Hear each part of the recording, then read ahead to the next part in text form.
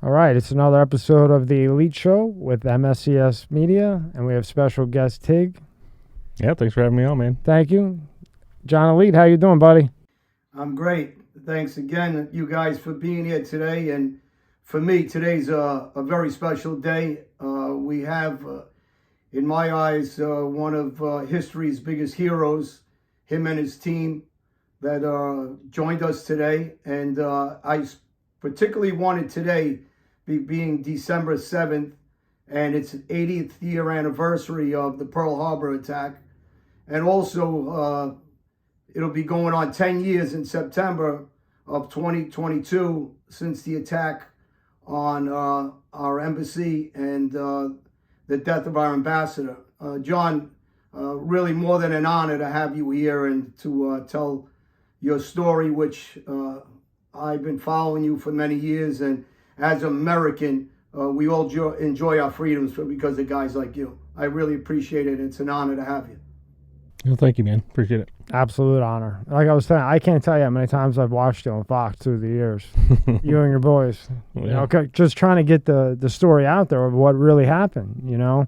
And John, I was telling John that, you know, when you go to Google and search, it's completely different than what you find on DuckDuckGo or Brave on Tig. Completely different stories. Yeah, which is not surprising because I think 3 years ago I was just telling you, I was a fictional character according to Google. I wasn't even a real person. Can you believe that? He was a fictional character according to Google for what, 3 years? No, well, pretty much since we came out with the book until somebody actually told me, say, hey, you know, you're considered a fictional character. You know, John Tiegen was a fictional character. Can you believe that? Even a real boy. Can you believe that, John? And here's a guy who risked his life in the military. The problem with America is there's people on the extreme left that enjoy this country because of guys like John, his team of guys, whether it was Tonto Oz, some of the guys that he lost at the Benghazi. And unfortunately, people that say they're here and enjoying their freedoms in this country because of him also talk against him. And, you know, if I'm correct, John, weren't you blackballed off of Twitter and Facebook? And Instagram. Yeah, they got him on Instagram, too. They got me on all three major platforms. I mean, it's amazing to me that these platforms exist because of men like you that keep the freedoms in this country. Those same people that you're keeping safe are blackballing you. It's got to be frustrating, and it really has to be. I don't even know how you deal with things like that after all these people that talk against you are free in this country, and they have the choice. If they don't like this country, there's so many across this world to choose another country they live in. Why do you think they choose to stay here, although they knock this country and they talk against you? What's your opinion of why they stay here and still knock this country and enjoy the fruits of this country, become very wealthy from this country?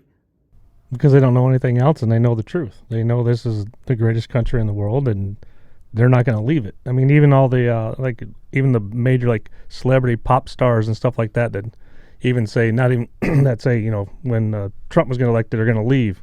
They never left. Why? Because this is the greatest country. There's nowhere you can say and do what you do and get away with it.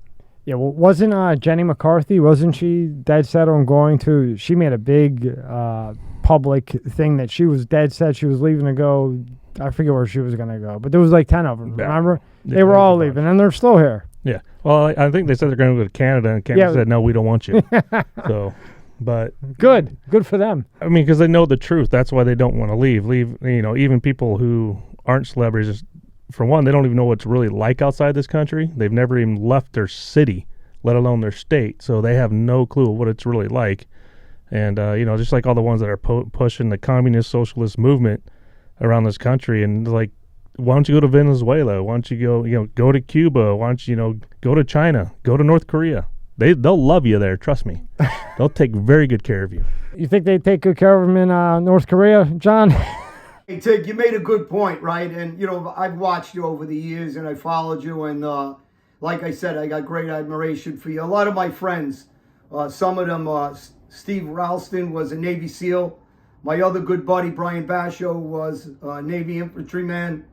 Jason Delgado was a sniper with the Marines. So these guys, I just went to a football game with them, the Jet Philly game the other day. And I was talking about how everybody's sitting in the stadium because of you guys. And yet, it seems like a lot of people in this country, it's unappreciative what you've done. I mean, I don't think they understand. You didn't go down the block and get into a fist fight with somebody. You actually put your life on the line. And I know you were in a handful of firefights prior to Benghazi. And people, when they talk about the odds, and you got a good dry sense of humor. I love your sense of humor. And people probably, some people don't understand it. I do understand it because I got that same sense of humor. I think you get through what you've been through. And I've seen you emotional, and I've seen you get through it when you're talking about death and murder of some of your friends and some of the people you're trying to protect. And I know it's a defensive mechanism that we use, but they don't get it because they don't understand something you said. They never left their little block. They don't know something about. I've been in Venezuela. I've been in Cuba. I've been in all these countries around the world. I understand what it is to live in a free country because of guys like you. So it goes with, and my dad was a veteran, a Navy veteran. So I understand the sacrifice you guys make. These guys that never been out of this country and don't know what it is to live in a North Korea or China, or they didn't see Cuba and Castro, or they didn't see Chavez in Venezuela and see the suffering. These guys don't even have food on the table. They can't watch the news. Although our media is heading that way, that you don't get real news. So again, when you're going through some of this, I know your upbringing. I believe you were born in Colorado. Can you give us a little background of how you became such a patriot and an American? Well, I mean, I was actually born in Iowa. I was corn-fed farm boy. Well, not really farm boy, still in the city, but grew up there. We actually moved to Colorado when I was about between 8 and 10 years old. Actually, I was trying to figure it out the other day. Don't remember exactly. It was somewhere in that time frame. But to me, you need to respect the country you live in. You need to support the country you live in, and because like they're trying to take a pledge of allegiance out of the schools. But the thing is, if you can't pledge allegiance to the country you live in, then you need to leave. This episode of The Elite Show is brought to you by Vincero Collective. At Vincero Collective, quality craftsmanship meets serious style to deliver a collection of accessories guaranteed to elevate your look. Vincero Collective makes these glasses I have on right now. The lenses are polarized and the frame is handcrafted. Great quality product. Look at this watch here. I got to tell you, everybody that knows me knows I love style and clothes. And for the price point of this stuff, the glasses, the watch, some of the things on their website, you got to go on and see it. It's really, really impressed me with this product. I wouldn't be wearing it myself if I didn't really believe in it. I love the product. Everything is designed in-house. Vincero Collective sources their own materials. Vincero Collective produces in small batches and ships directly to your door. This means you get ethically produced products subject to rigorous quality control standards. Vincero Collective is more than just watches. Their product line includes sunglasses, blue light glasses, bracelets, wallets, and more. Look at the quality on this watch. I mean, this is a very, very nice leather band. With over 30,000 five-star reviews and features in Forbes, Business Insider, and Newsweek, Vincero Collective offers you a shopping experience you can be proud of. For men and women, online shopping can be frustrating. Will this fit? Will it really look like this? Will it be broken in on a week? Don't fret. Vincero's 5-year guarantee and 365-day free return policy has you covered. These sunglasses and watches are high-quality products. Go to www.vincerocollective.com/elite and get 15% off the entire purchase plus free shipping only for a limited time only. That's vincerocollective.com/elite. Use promo code ELITE. Live your legacy like I live Part mine. of the problem. I think that's what a lot of our issues that we're having now is people don't have pride in America. They really don't, because they believe the lies that the left are spreading, and kind of trying to rewrite the history that didn't even happen. So, but I don't know where my patriotism came from. I mean, I know I had my grandpa, he was in World War II, and a couple of his brothers in World War II, but I think it should just be ingrained in people. At what age did you decide, look, I want to be a Marine one day, or I want to serve for my country? When did that click that this is what you want to do? Well, it was about, initially I didn't want to be a Marine. I was going to try to join the Army, and I wanted to fly Apaches. Oh, cool. So, and that probably started around second, third grade time frame, because we actually lived across the street from a recruiting station. Parents were never home, so I always went over there because I had the cool posters. I always got posters and stuff like that from them, and always hung out anyways. So that's kind of where it started. And then, as I grew older, I think it was about fifth grade, I had to wear glasses. Well, you can't fly. Well, now I think you can. You can get the vision correction. Back then you couldn't. So I was like, well, what else am I going to do? I can't fly and wear glasses. So, and then Full Metal Jacket came out, and I said, boom, that's it. What did they want your vision to be to fly? I think it needs to be like 20, at least, I think 2025 or 2030 or something like that. Or it might have even been 2020. I don't even remember. But mine was like 10,000. I mean, I was blind. Me too. I would have tried to get laser surgery. That's what I got. So, but then, Full Metal Jacket came out, and that's when I joined. I was like, I'm a Marine. I'm going to be a grunt, and here we go. So. And he went. And I went. And you went all the way. Well, I did 4 years. So, I did, became an infantry squad leader probably within the first year and a half, and just, made E5 within 3 years. So, I excelled pretty quick, and I was going to stay in, but then I ended up meeting the wife, got married almost towards my end of my first contract, and she went into the Army as I was kind of getting ready to get out. And then we got married after she got in, and I was like, well, I might as well pound sand on this, because the Army and the Marines don't really be stationed together very much. So I thought that was insane that you and your wife were both contractors in the military, and you end up getting married and having twins. John, twins. Hey, John, is it true she's still the boss like most households with the women? She runs the house for the most part, yeah. I think it's I think we have a pretty good equal partnership in what goes on, but for the most part, she makes a lot of decisions in the house, because I travel so much. There's nothing I can do. Thank you for making me feel brighter about my future with the 1-year-old. We all pretend we're the boss, but we know the woman is always the stronger head. That's just the way it is. Like we were talking earlier, like people think like twins are hard or difficult, but to me, I think it was more of a blessing, because they entertain each other. They keep each other occupied and stuff like that. I mean, when they were babies, obviously you got the two you got to take care of instead of the one, so double the diapers, double the duty. but they entertain each other, and you're not. So at first I was like, oh boy, he's got worse luck than me. And then when you came in and you were like, no, it occupied them, so they have something to do. But we got lucky. They pretty much slept. I got the crap luck again, John. They pretty much slept through the night too. That was my biggest fear, was the constantly waking up. But they did really good at night. That's one thing I got lucky with. John, was your son, did he sleep at night, or was he up at nighttime? No, my one son, I would have to sneak out of the house, or he would stay. He tried to fight sleeping to he wouldn't want me to leave the house. So he was like a fighter, and he would be up all day.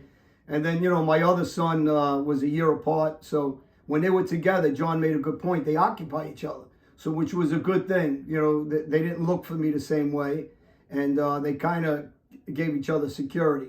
And then my daughter was born, and then they really occupied each other. So you got 3 in a row. And my last son was 5 years later. So, the kids actually kept themselves pretty busy, and I enjoyed being with them day and night. I know a lot of people say that, it's hard work, but it's when you pick up your son or daughter, and that love that you get is something unique, I think. And, being a parent was something that slowed me down from the craziness I was living. I think I agree, because I was contracting for almost 10 years by the time the twins popped up. And again, I knew it. I mean, so Benghazi was the first time I was in something when I had kids. I could definitely tell during that night, my mind was not 100% on the task. I was thinking, well, was this the last time I'm going to see my kids? Last time, it was just weird.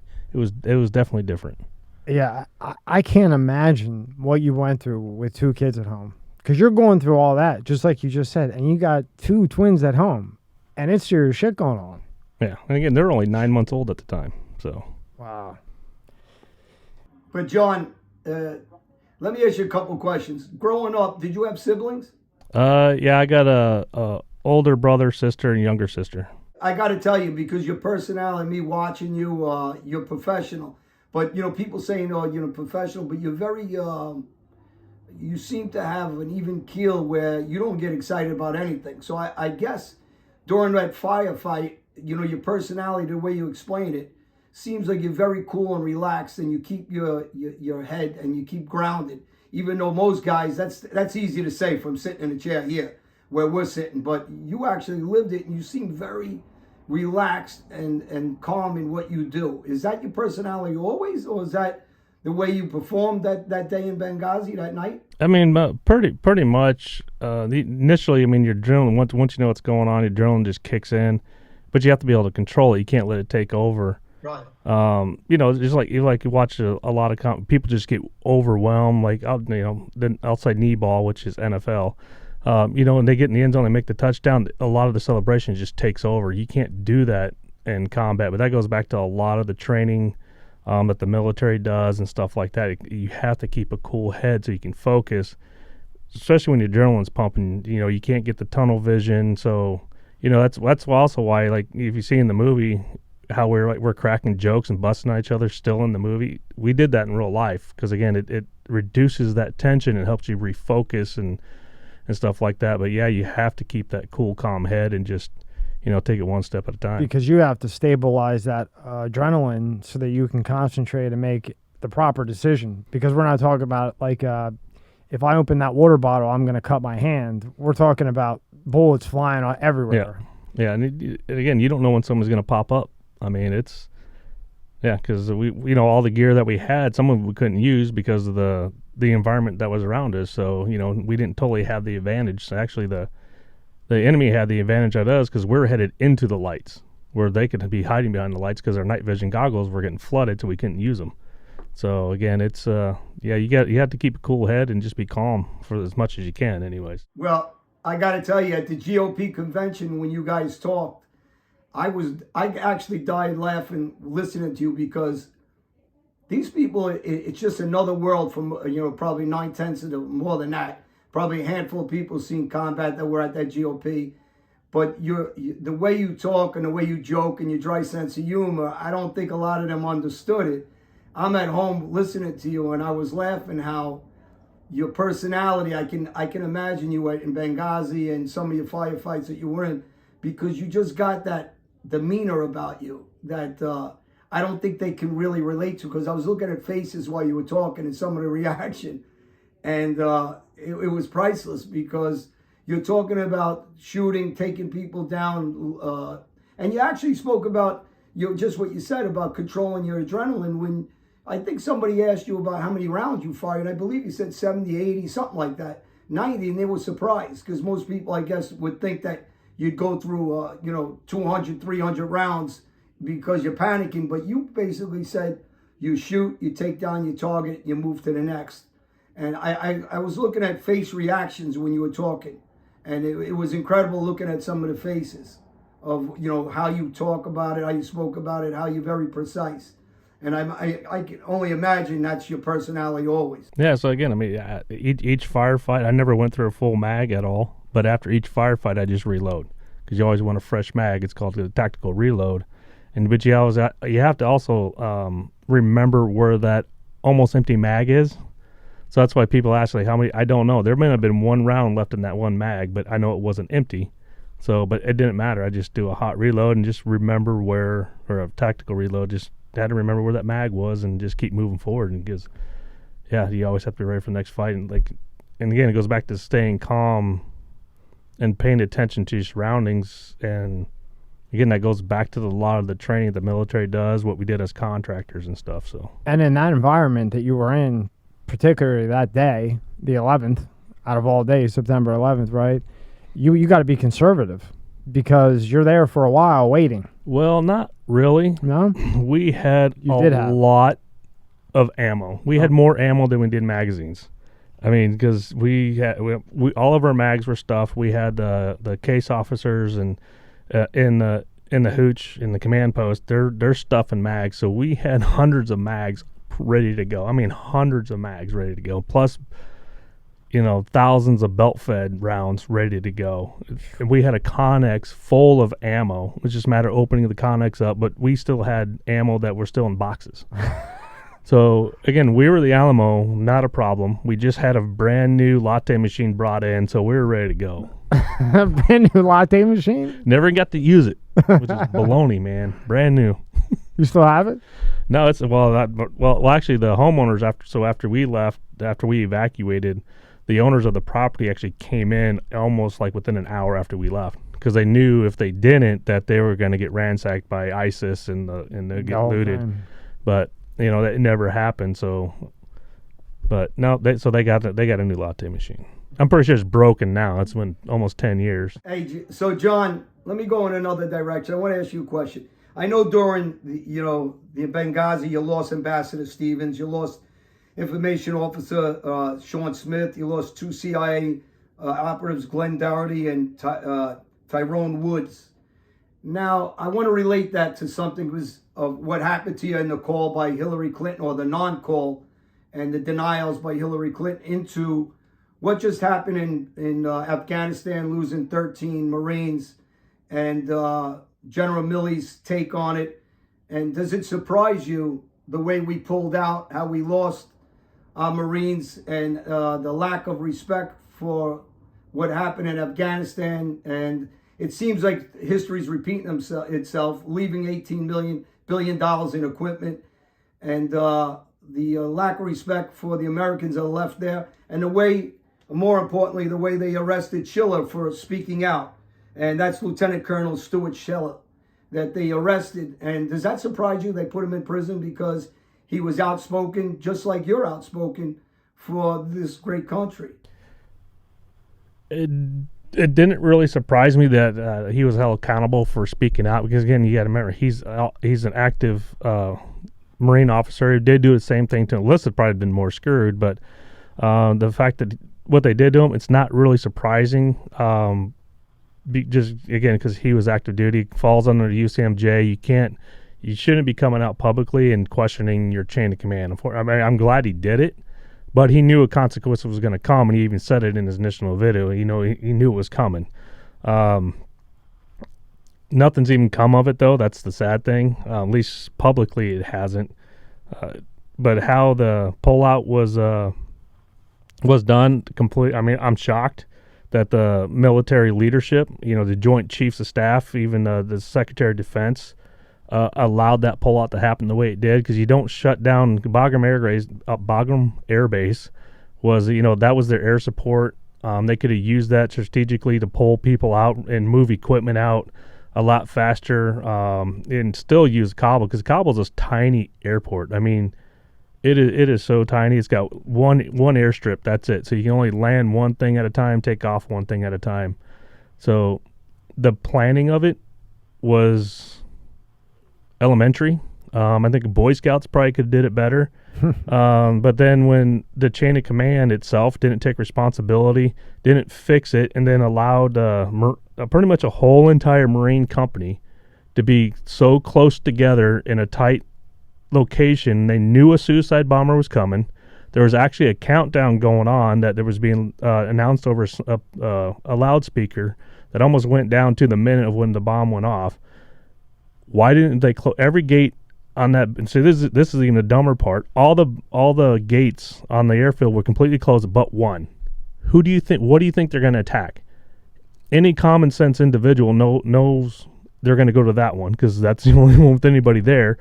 But had to have so many American troops, I'm not going to say Marines, just American troops in one location, enough for one suicide bomber to take almost a platoon out, is ridiculous. And I would like to know what happened with the commander on the ground, what happened to him, because that's ultimately his decision, his responsibility.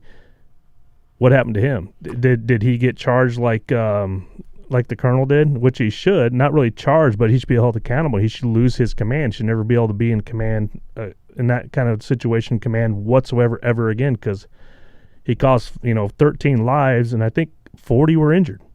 U.S. troops. I read 40. Yeah. I read 40. Is that what you got, John? 40? So again, that's almost a complete platoon, because, a platoon's almost like 64 guys. Now, why do you think that is? Like, why doesn't that come to light? In your opinion, from what you've been through and your life, as a hero, in your opinion, why does that not come to light? We get a lot of people in the military know it, been around the military, they can see it, but a lot of it is that nobody hears about the 40 that were injured. No. They really don't. So people don't, they just think it was those 13 that were out there that got killed. No, when you patrol, you're almost 15 yards, 15 meters between each other. Why? Because when a mortar comes in, the kill radius is so high. Again, you had 53 U.S. soldiers, the U.S. military, within a proximity of a suicide bomber, wearing a vest, not a mortar, but right there. That's insane. And I know nothing about it. And I know. You would never put that many people together because you're going to wipe out the whole thing. You want space. And they did. Right? That's the thing. They did wipe out the whole thing. Yeah. So it is a surprise. And then when they came out and testified, you knew it was a joke. Yeah. But what did come to light was the fact, regardless of I forgot who the Marine Joint Chief was, forgot his name, but when he comes out and he's saying, well, I can't tell you what I told the president, but was my suggestion. That's one of those hints. Isn't that Milley, John? Milley is Army. Oh, I thought he was Joint Chief. Well, then you have all the other ones that are underneath him. He's the head Joint Chief. Then you have each branch has their own individual guy that's up there. Right. This episode of The Elite Show is brought to you by Magic Spoon. Magic Spoon cereals have 0 grams of sugar, 13 to 14 grams of protein, and only 4 net grams of carbs in each serving. Only 140 calories per serving. They're also keto-friendly, gluten-free, grain-free, soy-free, and low-carb. New year, new you. If you have any health, fitness-related New Year's resolutions but aren't really sure where to start, you need to try Magic Spoon as a low-carb, high-protein, and 0-gram sugar alternative. Growing up, I used to eat other cereals, full of sugar, full of carbs, and as a kid, you don't realize how unhealthy they are. Then I found Magic Spoon. Then I realized what a good product this is. I enjoy eating it, I'm losing my gut, and I feel healthy. Magic Spoon. Click the link in the description below. Get some Magic Spoon cereal today to help you accomplish your health goals in the new year. Grab a variety pack and try it out today. And be sure to use the promo code ELITE, ALITE, at checkout to get $5 off any order. Or go to magicspoon.com/elite. And Magic Spoon is so confident in their product, it's backed with a 100% happiness guarantee. So if you don't like it for any reason, they'll refund your money, no questions asked. So click the link in the description and use the code ELITE for $5 off, or go to magicspoon.com/elite to save $5 today. That's magicspoon.com/elite to save the $5 today. Again, it kind of goes to tell you that it was definitely suggested you should do this, and he didn't do it. Why? Because, I don't know, maybe just he wanted the political points, but anytime politicians get involved in any kind of conflict, our kids, our brothers, sisters, they pay the price. The politician doesn't. Right. The leadership doesn't. It's those on the ground that pay the price. John and Tommy, if you guys, and I know, John, this is your life, so you know better than all of us. Out of those 13 Marines and soldiers that died, most of them were 20 years old, 22 years old, 23 years old. They're kids. One was, I believe, 31 out of that group of 13. Nobody was older than 25 besides one other soldier. The rest were all very young guys and kids. And what really gets me is the way our military now is getting political, just what you said. I think when politics gets involved with our military and our decisions, it's a big problem. I mean, they asked you to stand down. And for the people that don't know, you refused that order of standing down, and you went in harm's way and risked your life, where you could have just sat back when you were ordered to sit back, and you refused to do that. You refused to leave Americans. You refused to leave the ambassador without trying to save him beforehand. Unfortunately, by the time you got there, if I got this correctly, he was already dead or presumed dead. And what I don't understand is how his history just repeats itself and allows Americans stuck. I believe there's still about 80 or 100 that we know of that is still in Afghanistan, and how everybody's okay with that. Well, the big reason why it keeps repeating itself because nobody's actually held accountable. During the Benghazi incident, all the people, like pretty much Charlene Lamb, which was the head security personnel for the State Department, to me, she should have been fired. Because I mean, it ultimately does come down to Hillary Clinton being it's her responsibility, but it was her job to make sure that each embassy consulate had what it needed to defend and protect itself. They were requesting for more security since 2011, not really personnel, just better equipment. Again, anywhere from guns to fighting positions. So that's, again, until people are actually held accountable. And I would say she should have been charged for involuntary manslaughter because it was her actions that got them killed. Nothing will ever change, and for the age, I mean, military, they want the young bucks, because they can mold them to how they need them. Not people say you're brainwashed yet. Nah, you're not brainwashed. You're just beaten down to where you're all one. Then you're brought back up, and it changed me. I was an asshole. I was a very violent, aggressive kid, and I came out of boot camp, and I was so mellow, so calm. It didn't make me meaner. Like some guys that go in, it makes them meaner. But maybe it's because I was too mean going in. Yeah, you were going mean going in, so you came out calmer. Yeah. Other people going mean going in come out the opposite. Yeah, so I mean, they get the young kids, and that's why you see when a lot of the deaths with 5,000 troops have been killed during the operation against terrorism, and majority of them are 30 and younger. That's because those are the ones on the front line. That's where you get the knowledge, you get the skills that you need to move up through the chain of command. So you learn from those experiences, so you can pass it on to the younger ones and fix what needs to be fixed and keep what needs to be kept. But now they're molding them, like you just said, into what they want. Yep, and now, I mean, from what I've heard, a lot of, especially like West Point and stuff like that, they're actually teaching the critical race theory. Oh, fuck. So it's not going to get any better, unfortunately. I think a lot of wow. We're getting softer, we're getting weaker, and the only way we can fix it is society itself needs to step up and do it. I mean, what do you think other countries think of us right now? We're almost a joke. I'm not saying that everybody in the military is soft. There's still some really hard people in there, but for how much longer? How much longer before they just they're up on that ridge line at in the next war, and there's too many people fighting us, we need to just give up, and they raise the white flag.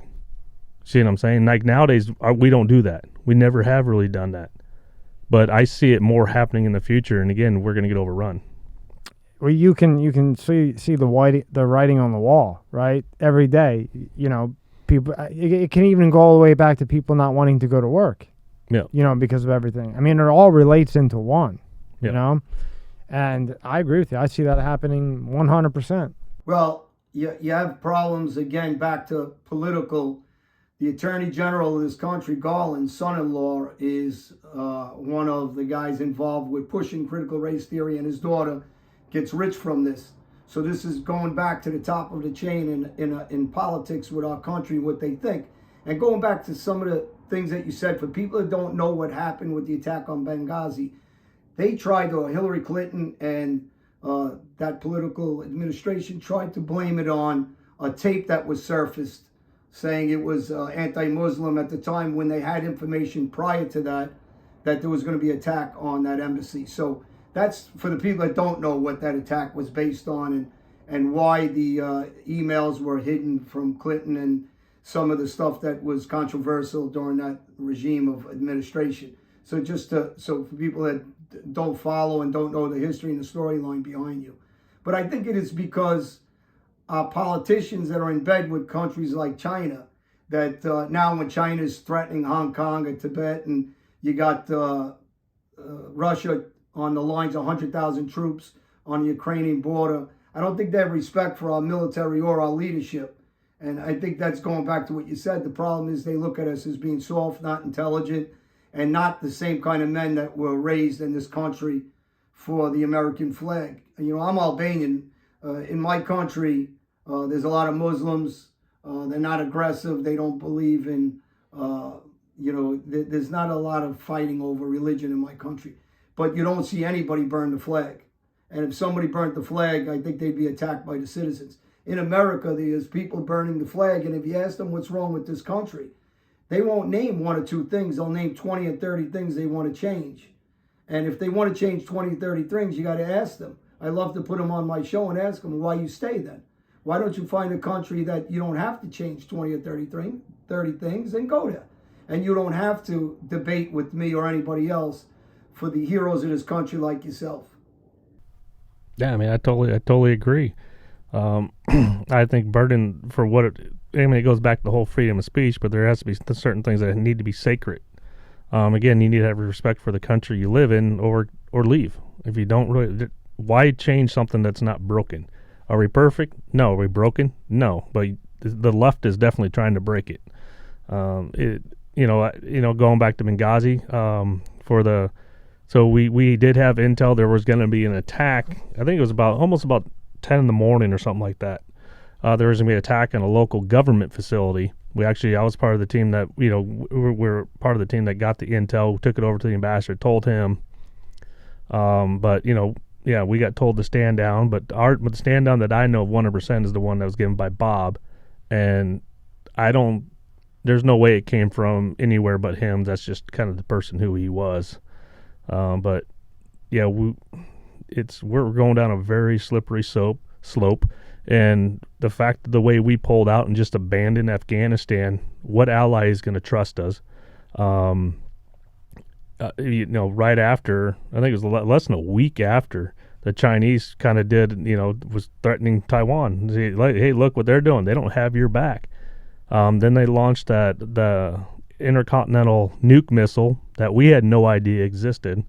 They know everything that we have because they're willing to go to do any means necessary to get the information they need out of us, where we don't. Which, again, that's a problem. It is a huge problem.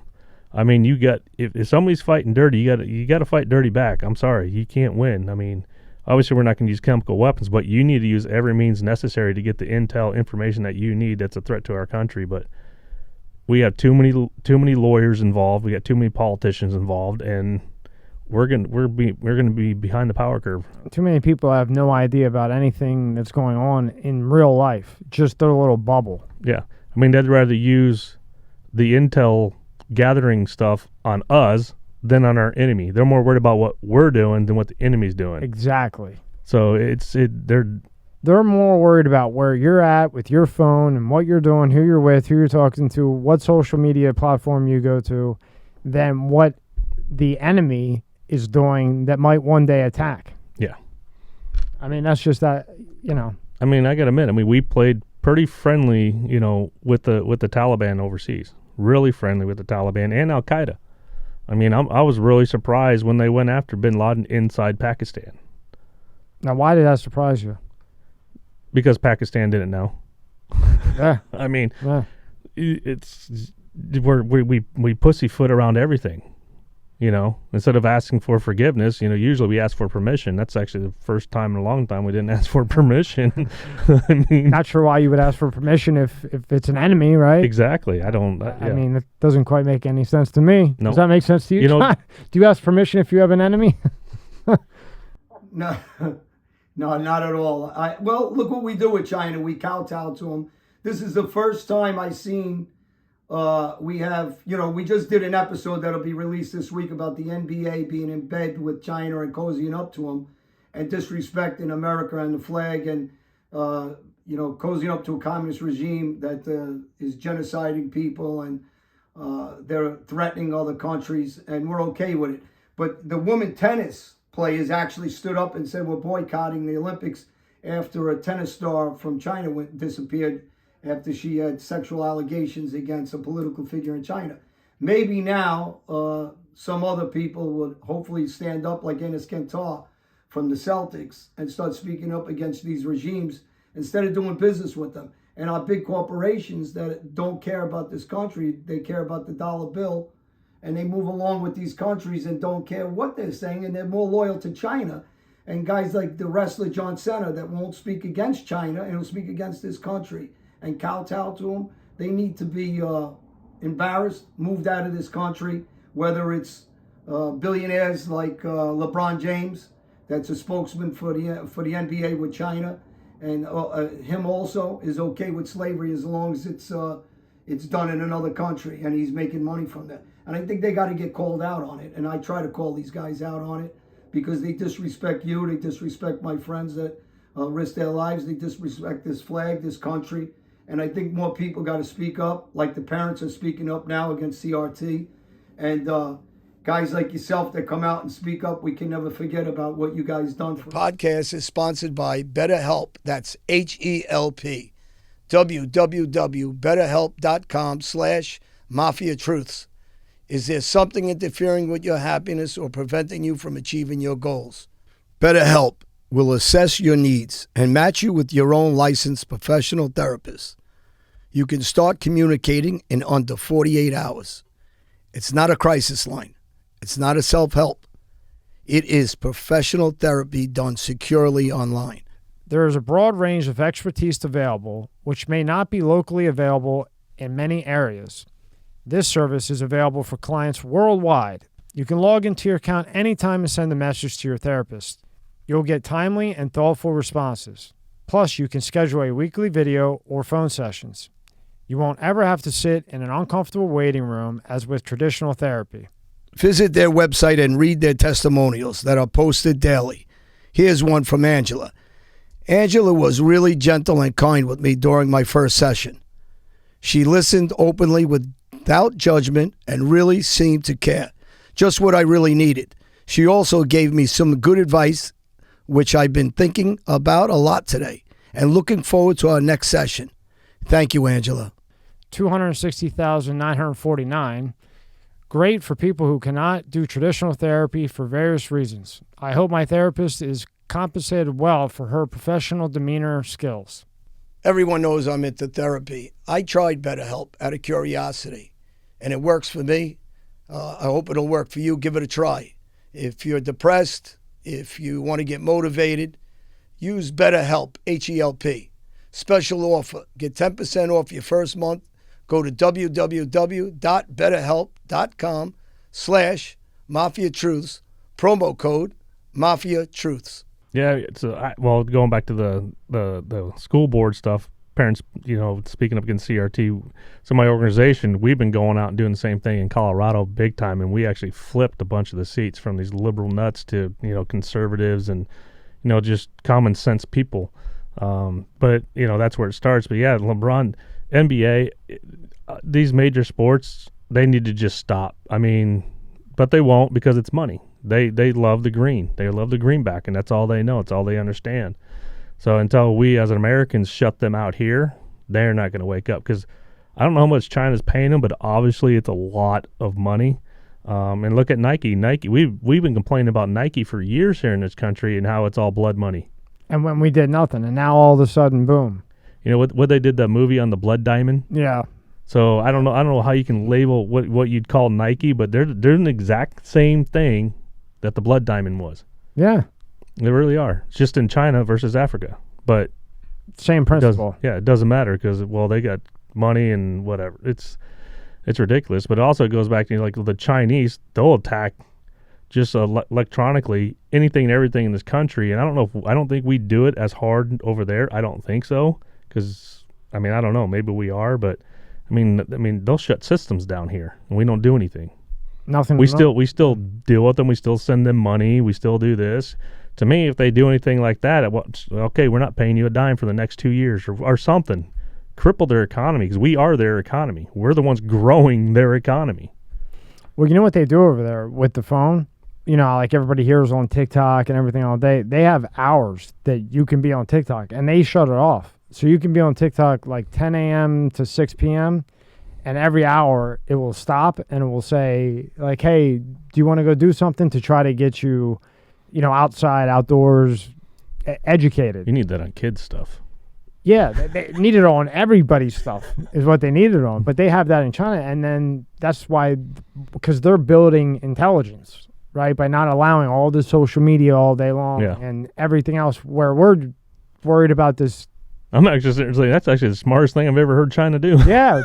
No, yeah. I heard it, 2 or 3 days ago on actually Joe Rogan. They were talking about it, and that they have the times on and off of this, and you can't get on. If you're under 14, you can't get on. I mean, again, it's like people take our freedoms for granted. Right? It is smart. I can get, because sometimes you don't even know how much time flies by. When I had my major social media accounts, I spent quite a bit of time on it, and I swear the best thing that happened to me ever was getting removed from those platforms. Man, I had so much freedom, so much time. Like, I don't have to do that. Yeah, I got a life again. Just started some conservative platforms with Donald Trump and different things. And, I don't care if somebody's Democratic, if somebody is Republican, somebody is independent. But no matter what you are, you should be American first and love this country first. And, China is good at infiltrating this country, and meaning without the violence, bringing people in and talking against this country, getting them involved in our colleges, our school systems, manipulation of our congressmen. They have guys like Sewell, that congressman that's sleeping with spies. And meanwhile, he's part of a committee for the defense of this country. So how do they have the access, and how they allow them without getting rid of them in these key positions is what China is good at manipulating, and they've done it with just what you said with technology. And why aren't we fighting back that way? We're 10 years behind them. I think Trump was trying. Look at what he's trying to do with TikTok. Americans were pissed when he's getting rid of TikTok because it was almost a sign of communism, itself. But when they control the platform and they're infiltrating the platform to collect information on Americans, he has to do what he has to do to protect Americans in that way. Again, there's other platforms you can go to, and just because it's TikTok, yada yada yada. But Instagram used to be the same way. It used to just go off YouTube. There was no algorithm holding it back. I think that was the biggest thing with TikTok is there's no algorithm really holding anybody back. You just get what you get. And when that would be a security risk for the country, right? Well, especially if troops it's in China. Well, troops are downloading it. Politicians are downloading. Politicians' kids, troops' kids. And if you can collect the data of whatever they're doing, who they're talking with, that's a huge where risk. They're at. Yeah, that's a huge risk just to everybody. It really is. So I don't know if TikTok is doing. I'm not a really techie guy, but that's what I heard it was doing. That's why the military at one point, they weren't allowed to download it. They had to remove it from their phones. What did they do that they brought it back? I have no idea. John, do you know? What's that? Do you know why they brought TikTok back? No, I'm not sure. I don't know. Hey, John, let me ask you a question. What's in your future? What are you looking to do now as far as, you ever think about getting involved in politics more yourself, congressman or something? Where you heading?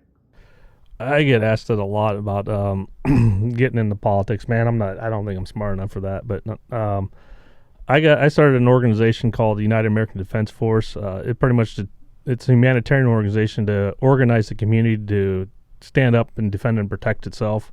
So that's kind of what I've been doing going forward. I got my own podcast called The Modern Patriot, and I've been trying to work on. I'm just very inconsistent because sometimes I just don't want to do it. So that's kind of where I'm going. As getting into politics, I don't think I'd ever want to run for any office, but I do get involved. We do the school boards. I'd rather just start on the small level. Because you can't fix the big one without fixing the small one, and to me, it starts in the schools. Our kids have been indoctrinated for so long. We have to get these indoctrination teachers out, the ones that believe in CRT and stuff like that. And the was that paperwork they called it 1614 whatever, I don't know, the one that they're using a lot. That's kind of where I'm at. And we flipped a lot of the board members in Colorado, especially in El Paso County area. Got rid of these people, again, putting masking on your kids, and almost want to do the vaccine mandate on your kids, which, again, no, you ain't forcing anything on my kids. I'm sorry. Hell That's no. my line is drawn there. I mean, I'll wear your little fancy mask when I fly. That's about it. Because you got to fly. Yeah, because I have to. Yeah. If I go in a store that says, "Hey, you need to wear a mask," no, I don't. See you later. Goodbye. I'm not going to argue with them. It's their store. It's their property. So I just leave. Go to another store. Is it inconvenient? Yeah, but it's more inconvenient to them to lose money, to sit there and argue and fight with them. It's not going to get you anywhere. It's not going to change anything. But that's kind of where I'm at and what I'm doing. Who knows what the future actually holds? I just take it day by day and just move forward. Well, like you were saying, you gotta fix the broken part. Like when somebody comes, like say to me to do a marketing contract and their website's a mess, right? I can't just take that mess and start building it up. I got to go back and fix the little things first, clear all that up, then I can start working on making it bigger and better. Yep. Same thing with you're doing, right? Yep. Go ahead, John. John, when they're dishonorably discharging patriots, Marines, Army, Navy, anybody in American forces for not taking a vaccine, and yet they're allowing immigrants, illegal, to come in this country, whether you're for immigration or against immigration isn't the stand. It's you're allowing them in this country untested, unvaccinated.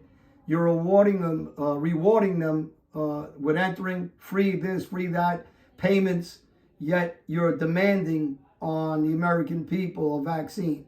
This is the hypocritical thing that people don't believe in the vaccine, whether it works or doesn't, because it's political. They politicalize it, and they mandate it, yet they're allowing millions of people to run around this country unvaccinated and spreading, if they believe it was a pandemic, spreading it, and forcing masks on children that, this virus, whether it's real or not, does not affect young kids. And the oxygen level on these kids, masking them, and the psychological effect of them, I don't know. It's how more parents aren't out protecting their kids against this. And again, for what you said, this is all mob tactics. I discussed the mafia a lot. I discussed the street because I was involved in it. I discussed what you said. They mold us as a young age, like they did me as a shooter, and I got involved in violence. And I think the minds and what they're trying to do now, and it's the government doing it, and I'm talking about all sides of our government, aren't American, and I believe 3/4 of them's got to go. They're trying to mold our children to believe, to go against this country in a lot of ways. And I think that starts with masking and breaking down the psyche of a child. Yeah, they're molding compliance. First responders last year, during the beginning of the pandemic, if you want to call it a pandemic, during the beginning of it, they weren't vaccinated. They weren't doing it, and they were still on the front lines fighting. But now you got this vaccine that doesn't really work. It doesn't stop it from spreading or from you getting it. Supposedly it's supposed to reduce the symptoms, but they don't even really truly know, because some people don't even have an issue with the symptoms. I've had a lot of people who had it, and it's like, I was down for a week or so, just like the flu, or some are even worse. Obviously, did have some people die from it, but the schools forcing the masks on kids is just making them compliant, and I think they're forcing this mandate so they can get rid of those people who are not compliant, who actually truly believe in freedom, who are not getting a shot, willing to lose their job over it. They don't want those people, because then they can start molding into a whole nother direction. That's kind of what I almost think. You get rid of the guys out of the military who, I'm sorry, but you are in the military, you kind of do have to take it. But it's also forcing those ones out who won't truly follow orders. But okay, what's the next step? Is they going to implement martial law in the next variant? Because now they have every active duty person is 100% compliant. But there are guys, again, who who they'll just take it. It had nothing to do with the mandate. They just take it. I mean, there are people out there who took. You didn't have to tell them you have to have it. But we're in America, so we have the choice. Exactly. Right? That's what you should leave it to. I think more people probably would have took it if they didn't mandate it, if they didn't force it down our throats and say, if you don't do this, you're going to get fired. 100% I agree with you. The mandate is you're losing the freedom of this country. And by mandating anything, it's not anymore about if you believe in a vaccine or not. It's, do you believe in freedom or do you believe in the loss of freedom? When they could tell you have to wear a mask, you have to mandate a vaccine, you got to wear, you can't go to school, you can't go to work, you can't go to a restaurant without showing the papers like you're in Nazi Germany, and you start losing freedom, tell you got to close your business at a certain time. You're only allowed a certain amount of people in your business. This isn't America. This isn't our Constitution. That's not the American way. And that's not what you protected for us, John.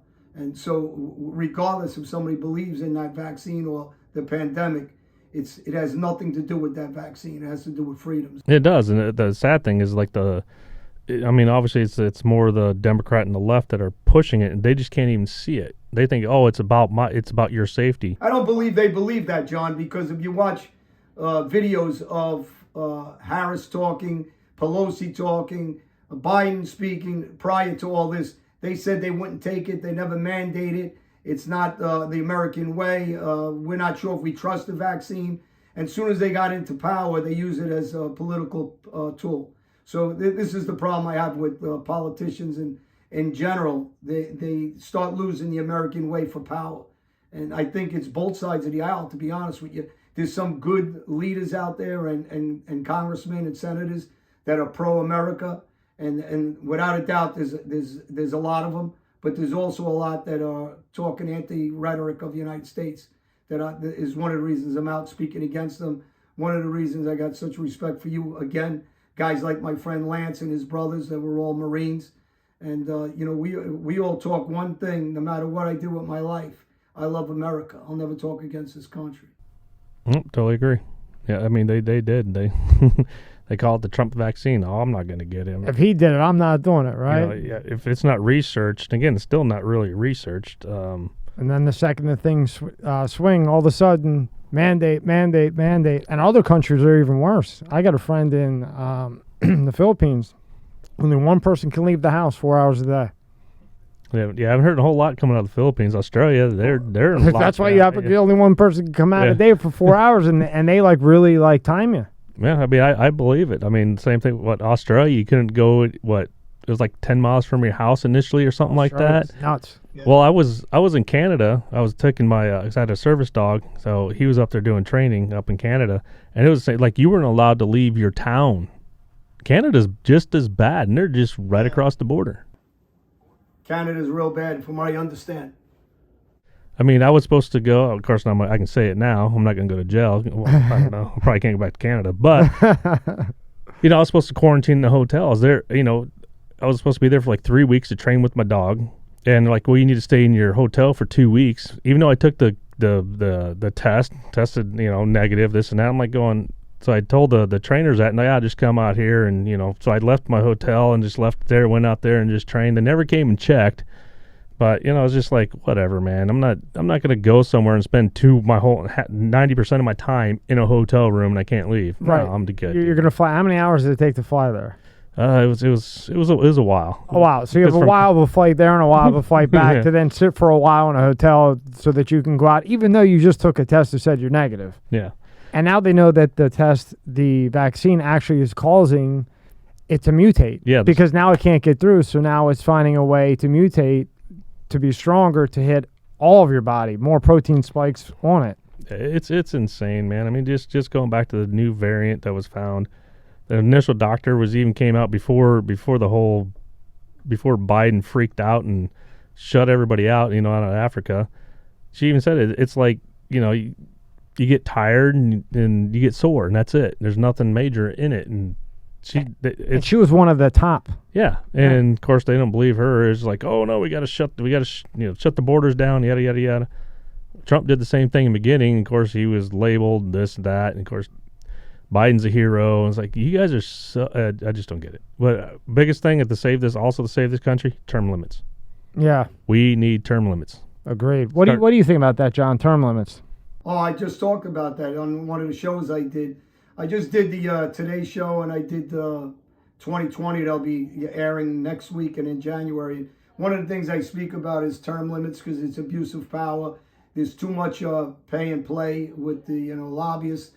You call it lobbyists. I used to call it mafia. So they got a different terminology from what I used to do for a living. It's the same thing, and we're getting good at selling out in this country, and hopefully people push what you just said about term limits, and I think that'll change things in this country where they can't abuse their power.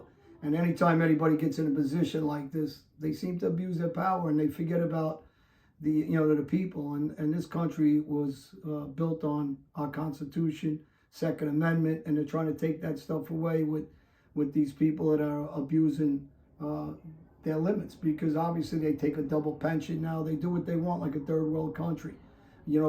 They act like we're crazy that we don't know. People don't trust the election. They didn't trust whether you're a Republican, Democrat. It didn't matter. People really don't trust our election system.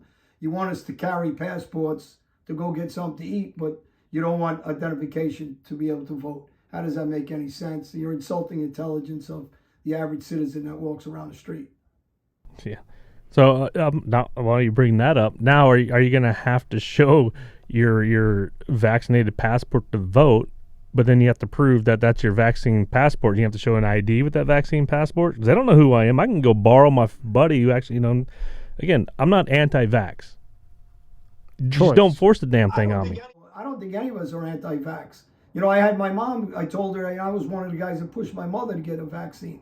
But that doesn't mean that I'm okay with forcing people to show identification to go get something to eat or forcing somebody to take a vaccine. Because it's not their life. And I use this as an example, John. There was a single father, and I don't know if you saw him speak. He was against the vaccine for his son, who was 16. They forced it on him. He finally gave in, and his son died. Now, who is responsible for that? What doctor is going to come out? What politician is going to say, I'm going to give you another son back? Because it doesn't matter how much money they give him. He can never have his son back. So his life's ruined, his son never has a future, and no politician should be in a position to tell somebody you should lose your son. That's a doctor's choice between a patient and the family. I did an episode on my podcast kind of about that. There's been so many kids that have died from the shot because it's mainly their heart. But it almost seems like it's more the athletic kids for some reason. I mean, look at all the soccer players that are going down, basketball players that are going down. It was a swimmer that went down. Again, all heart problems. But they rarely even ever get it. But if they did get it, it was minor. Kids did die from COVID, but the cure can't be worse than the disease. And to me, it's worse than the disease. But what's the long-term effect? If you have kids having heart problems now. What about 20 years from now? Exactly. What about their kids that they're going to have? It's just. Because now it's in the DNA. Yeah. John, they don't force vaccines for the flu for kids. They don't force them to wear masks for the flu. They don't force hepatitis shots. They don't force TB shots. So what makes this any different? And then next year, all of a sudden, they'll say, well, you need a shot for this because you gained too much weight or that or anything they want to come out and mandate. So that's where the line comes in, is where is enough and where are we breaking into our freedoms? And I think they cross all those lines. That's an individual right, what your choice is, unless you want to move to China or you want to go to Venezuela or Cuba or North Korea or one of those countries. But going back also to something you said earlier, I have friends in Africa. I speak to them all the time. 6 countries in Africa don't have one case of Omicron, but yet they block the travel ban to that country here. But they didn't do it anywhere else. So what's the politics behind this stuff? And people aren't dumb. They're intelligent. Just what you said. When you make the cure worse, then the virus itself, if you believe in the virus, is another conversation because of the deaths, the shootings in schools that are out of control this year, and this all takes effect on the psyche of these kids and the depression. And people aren't going for cancer treatments or their chemo or just going for an average test because they're scared to go out of the house, and on and on and on, what this causes, or child abuse in bad situations. So nobody's speaking about that. Yeah, they don't speak. They did maybe 1 or 2 days about how many people turn to alcohol and drugs. Like the rate skyrocketed when they locked everything down. Well, there was one, I can't remember what state that reported it, but like child suicide surpassed adult suicide. Yeah, I mean, they're like at 25% of the kids commit suicide. I wish I could remember what state it was, but again, trafficking, human trafficking went up. Spousal abuse went up, alcoholism went up, drug overdose went up. So many other things went up during this whole stupid shutdown. I mean, people were committing suicide because, for one, they lost their job, they lost their business. I mean, they lost their home because they don't have a job. I mean, kids were starving. People don't realize that. Like, people were really starving in this country because of a bullshit lockdown, basically. Yeah. Let's just call it what it is. And also, think about this. So for 40 years, you as a guy, you're going to work 9 days. Whoa, do you just assume my gender? Wow, gee, I'm sorry. I could get in trouble for that. John, right? I'm right on that, John? Okay. John, okay. But, the man of the house is not used to being around his wife 10, 12 hours a day. And the wife is not used to being around her husband 10, 12 hours a day. Now you lock them in. A lot of that turns to alcoholism, drugs, and divorce. Divorce. A lot of divorces. The divorce rate went through the roof, John and John. Yeah, it did. Socialization of people is the natural norm. Everybody knows that. And that's why when you're in prisons, it's a deterrent, obviously, to put somebody in prison, isolate them, because it's a psychological effect. So when you're isolating people, it's not a natural state for a human being. And especially for a young kid that doesn't get to go out to the park and play with other kids. And when he does, he's wearing a mask. And so you're teaching him, you're teaching him different things that obviously is going to take an effect on him mentally. So, I mean, they know what they're doing. This is not people that aren't versed in this. This is something they sit down and they decide what they're doing to the psyche of the country. And John, you hit it right on the head. They know exactly what they're doing with they're trying to break down, I believe, whether it's armed forces, the children, so they can reinvent what they want in the future. So if you're taking out of the equation the people that are going against this and restating new people, whether it's first responders, police, firemen, EMS, truck drivers, whoever, and then you get the people that are going along with the system. That's what they're going to try to bring in and tear down this country. And anybody that reads or knows anything about socialism understands what they're doing. The chaos, and this is all intentional. Nobody's this dumb to be able to do this to a country to this extent. So every aspect of a socialist book, if you read it, is being done in this country to break down of, our history and so forth. Well, sadly, it's not really just, it's almost any democratic country that it's happening to. Any country that's even semi-democratic, they're crushing them, which I don't get it. I mean, everybody talked about the whole underground New World Order thing. I'm almost starting to think it's real. You and me both. Because, I mean, I'm not a very conspiracy theorist person, but the way everything's going and what you're seeing, I mean, in Australia and even in Canada, the UK is not as bad. I mean, but people are stepping up by the tens of thousands. They're hitting to the street. But again, you got the law enforcement guys. To me, they need to look at themselves and say, do I follow orders or do I follow the Constitution, and do I follow a moral, and do I use common sense? And they're not. A lot of them ain't doing it. They're just doing I'm following orders. A lot of people are weak. They just sheep. They go along with, you hear the cops, and I speak up for the police a lot on my shows. Being an ex-gangster and changing my life, I talk well about the police force. But the problem is the ones that aren't stepping up, and they use the excuse where you heard again, I'll use Germany. I was just following orders. So, when you dehumanize people, they psychologically, they okay with what they're doing. So when a police officer thinks it's okay to go after somebody, arrest them for not vaccinated, they got to think about morally, what are they doing? They got to think about their family.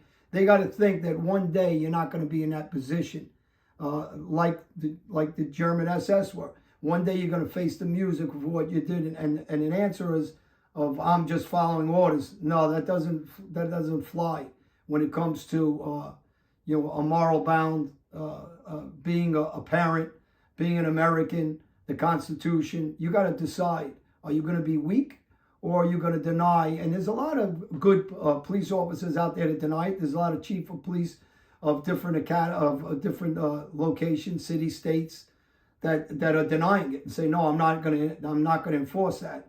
They actually went as far as, John, do you remember when Cuomo was talking about going into people's houses and seeing if you had more than 5 people for Thanksgiving? You imagine the audacity of this guy actually saying that, like the Gestapo's going to go into your house and tell you can't have more than 5 people. So you see where the power will continue if we let it happen.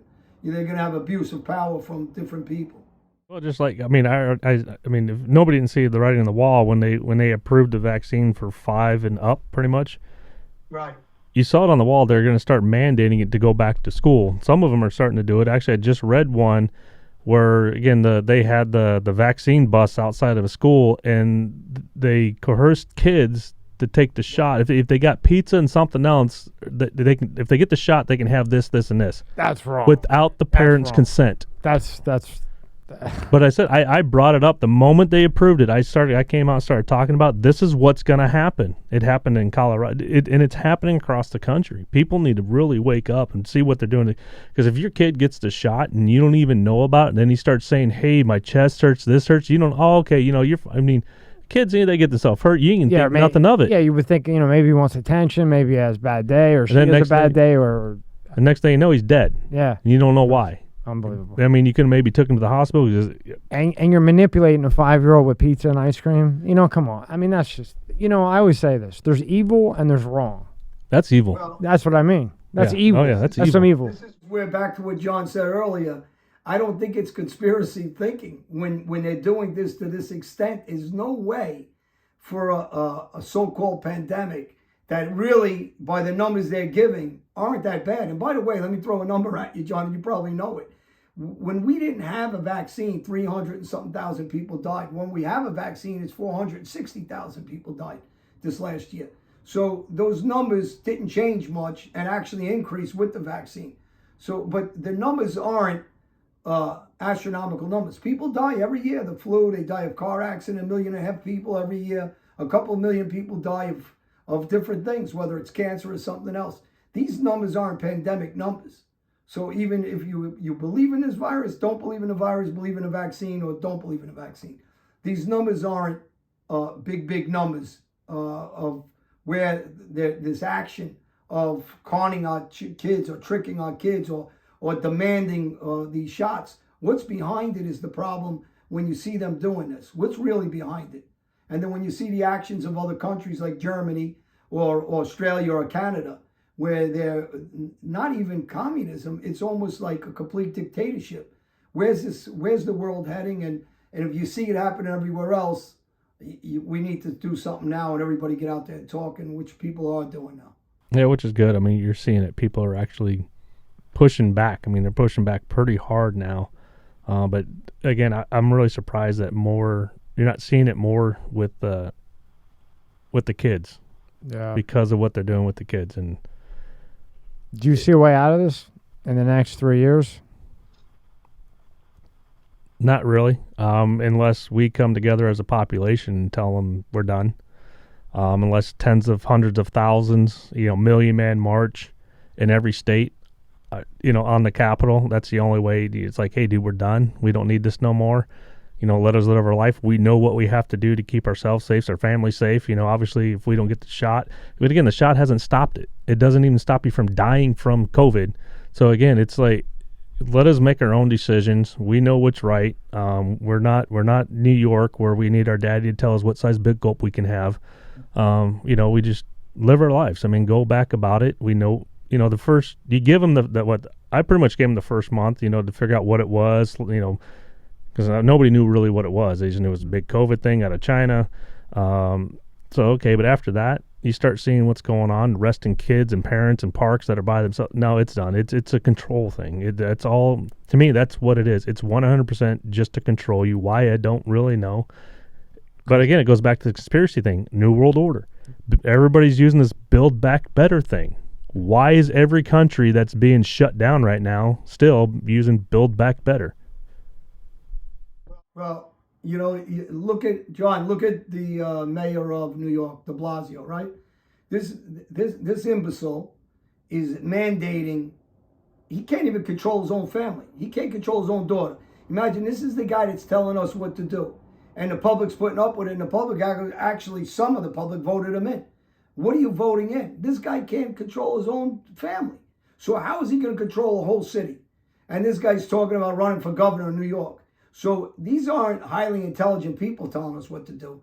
You got one imbecile that's trying to tell the rest of us how to behave and and what to do with our health.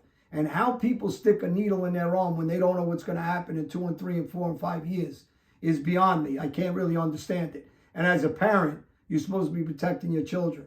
So why aren't they researching what's the effect of that vaccine in 3 years, 4 years? There is no answer to that. So why would you stick that in your arm or tell your child? It's one thing sticking in our own arms, but why would you stick it in your child's arm when you can't give an answer to your child? You'll know what happened to that child from 3 years from taking that vaccine. Well, they push it in the news. They push it on social media. So, the more you look at it, the more you see it, the more it seems or sounds appealing. And the next thing you know, you're going and putting that in your arm, not knowing what's going to happen. And I agree with you and John, and I know Rob does as well. I just think you should have the choice. If you want to take it, go take it. But if I don't make me take it. I know he feels that way, and we all feel that way. Yeah, because, I love it when people say, well, you need to take it for my safety. I was like, if I'm not going to take it for my own safety, why do I care about your safety? Yeah, right. You go take it. You worry about yourself. Let me worry about me, and we'll all get along. There you go. So that's a... Because if you're worried about your safety and you're bitching at me, right, it's like, well, then you go get it. Then you don't got to worry about it. To split people apart so they're not strong together. And I don't know anything. Let's use hepatitis, John. They don't mandate hepatitis shots for anybody when they can spread that from a drink or sex or anything else.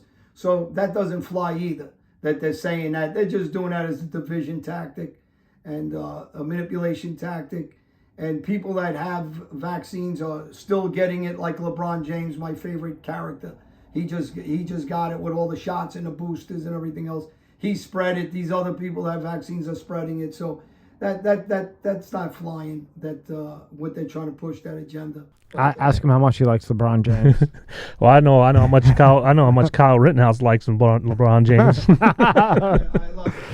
All right, Tig. Next time, John. Next time we got to get all of us in here together.